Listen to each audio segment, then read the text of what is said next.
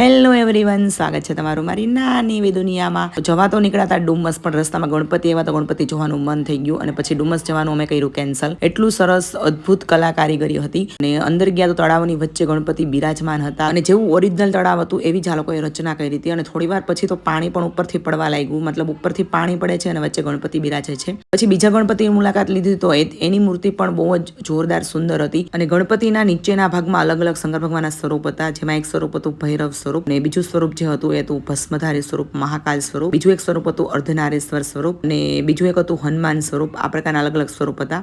ત્યાંથી આગળ ગયા તો એક ગણપતિની બહુ જોરદાર મૂર્તિ હતી, એટલી સરસ હતી કે ઝીણવટ ભર્યું અલગ અલગ પ્રકારની નકશીકામ જેવું હતું. અને પછી અમને લોકોને લાગી ગઈ ભૂખ, તો અમે એ લોકો ગયા બર્ગર કિંગમાં અને ત્યાં જઈ અમે બર્ગરનો ઓર્ડર કર્યો. અને જીયાન્સને તો ભાવે નહીં એટલે વેફર ખાવાની ચાલુ કરી અને અમે ખાધું બર્ગર અને કોક પીધો. બસ આજના મિની વ્લોગનો અહીંયા એન્ડ કરીએ છીએ. જો તમને મારા મિની વ્લોગ ગમતા હોય તો પ્લીઝ ચેનલને સબસ્ક્રાઈબ